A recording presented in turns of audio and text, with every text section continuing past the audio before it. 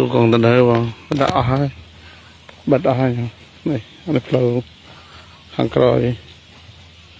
apa là lúc đó tôi còn tình hơi buồn bật trọ bật flow nhưng mà cho tập ban đây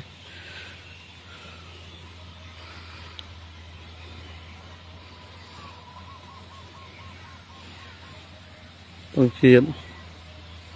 bỏ rồi vịt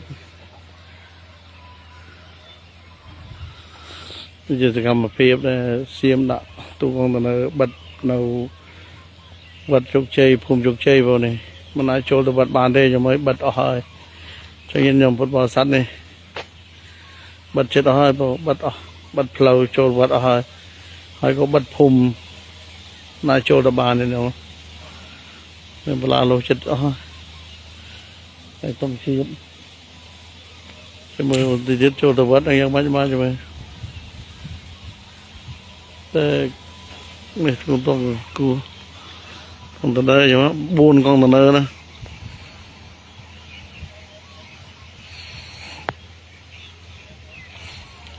mới chỉ bảo đây nha mới chẳng thay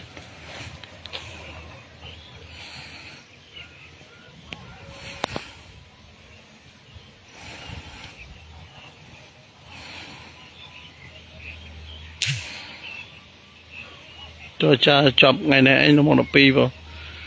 nó đang thật dạng này ở đây đây